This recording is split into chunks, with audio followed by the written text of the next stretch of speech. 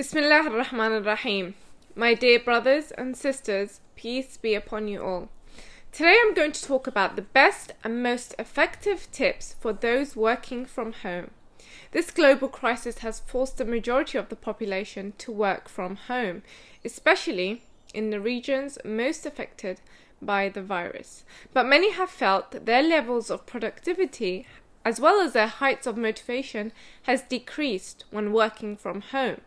So, the question that has constantly been projected and expressed by many is, what are the best tips when it comes to working from home? Especially now that the schools are closed, children are at home 24/7, and both spouses are required to work from home, which makes it more difficult.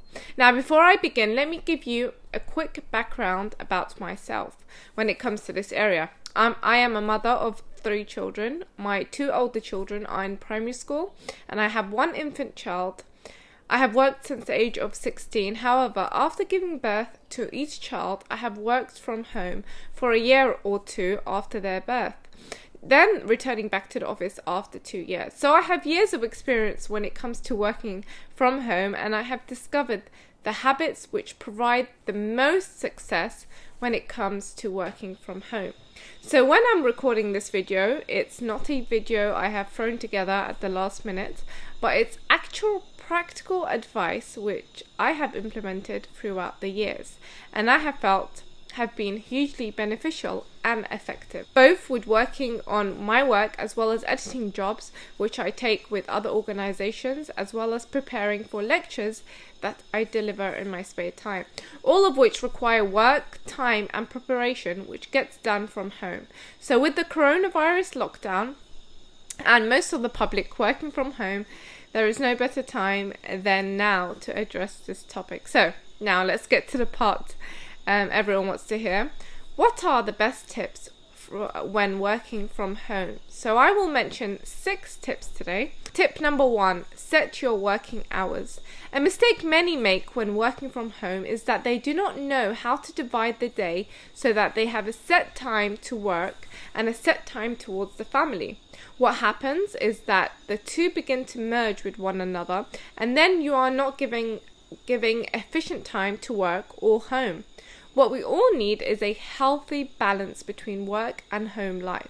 When we go to work,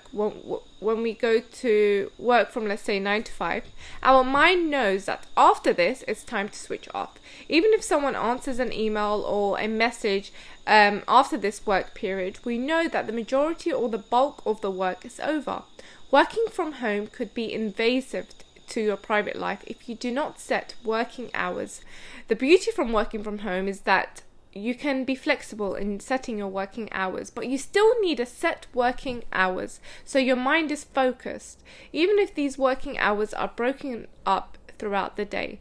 But once your working hours are done, try to distance yourself from work so you don't work non-stop. Switch off your computer, tidy away your folder or paperwork so you get the chance to relax as well as enjoy your family life. Like I said, you may still get the odd message or email, but the bulk of the work should be done in a set number of hours. Once again, you need a healthy balance between work and home life. Number 2, discover when you are most productive. You see, every individual is most productive at different times of the day. There are some people who work best in the early morning, some in the afternoon, and some are more productive and motivated at night. When working from home, you need to discover during what times are your highest level of productivity. Then you build your set working hours, as I explained previously, around that. Also to add, you need to also consider the family structure at home. I think more so for women, as the children are usually more inclined to disrupt the mother while she is working. For example, let me give you an example. My youngest child is 1 year old. If she's awake, I know my level of focus when it comes to my commissioned work decreases dramatically.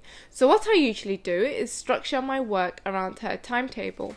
So I wake up before her, get some work done in the morning, then again, I jump on the computer during her daytime nap, And then once again, when she sleeps for the night, that is when I get the majority of the work of my work done. I also followed a similar timetable when my older 2 children were young. So 2 things to consider when working from home and setting your working hours. Firstly, what is it? It's when during the day are your highest level of productivity, and number 2, practically, when can these working hours be set? And then you can apply the tips I mentioned previously. By the way, if you have children, prepare to be disrupted. That's a given. Don't let this affect you. Work around it. Older children can be given tasks or their own homework to do while you work. Try to prepare tasks so that the children are busy while you work, so that they do not come to you every 5 minutes out of boredom. Okay, tip number 3, get changed out of your loungewear. This is the importance of this is often underestimated. Usually a mistake people do is they wake up in their pajamas, let's say, or loungewear, and they continue throughout the day in their loungewear. Working in pajamas or loungewear has been proven to kill productivity. It's all psychological, but changing into something a bit more formal mentally prepares you for work. If you are wearing the clothes which you normally would sleep in or relax in, then you are more likely to lay around all day in bed or on the sofa. So my advice is, when you wake up, brush your teeth, wash your face, shower, get dressed, have breakfast, and start your day of work. Now, I'm not saying you need to wear a suit or an abaya or hijab as you would normally do if you're going into the office, but wear something which is still suitable for home, but more practical or more formal, so that psychologically it prepares you for a day of work. Put some perfume on, hand cream, or whatever it may be to get you ready for the day. It does make a huge difference. So, tip number 4, have a routine. We humans flourish on routines, schedules, and structure. When we do not have that, our motivation decreases as well as our level of output. It's best you usually wake up the same time every day. Even if you have to set an alarm, it makes a huge difference and ensures you do not lose half the day doing nothing. Like I said, it does depend on your schedule, and some people are more productive during the night, but sleeping too little as well as sleeping too much could affect the levels of motivation and focus. Just ensure you pencil it all in and set a routine. During working hours, it's important you have regular breaks as well as getting your exercise, especially during lockdown, as we are not getting our usual exercise or going out or even breathing fresh air. It's important that we get in some exercise. So if you are working from a desk, especially in my industry and my line of work, where you can spend hours, days, weeks editing a documentary, it's important to get regular stretching to maintain a good posture. Eating healthy meals, also important. Drinking lots of water, it's all important too. So in summary, just have a good routine in place. Tip number 5, have a committed working space. Very important. I would really advise everyone to have a dedicated desk, a dedicated desktop, or a dedicated space at home just for working. You know, when I started working from home, I worked from a laptop. I would work from the sofa in the living room. And although I felt I was completing my work, it was not until I got a desktop set up at home with my own area of working that I noticed the difference. Now, I know in London the homes are usually small and not everyone has an empty room that you could convert to a home office. So that's not what I am saying. Regardless of space, the main thing is you establish an area of your home which will be your working space, which you will commit to working at daily. Be sure your workspace is quiet so you are focused on your task. That way you are organized and you are focused. This has proven to be effective. That takes me to the last and final point of today's video, and that is organization is key. I have noticed, believe me, I have noticed a great difference in the level of output when I am organized and when I am not organized. When I have a to-do list and when I do not have a to-do list. When you work from home, you do not have a boss as such who will monitor what you do, or colleagues in the room who will notice when you slack behind. It's very easy to lose focus of priorities, tasks, and deadlines. So we need to be the individuals to keep track of our own work. Do this at the start of each day. Begin by reviewing your priorities for the day. Make a to-do list and make sure you stick to it, okay? This can be electronically or it can be a physical list with pen and paper. It doesn't make a difference.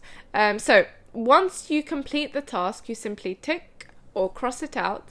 This simple technique is both effective and rewarding and makes a huge difference.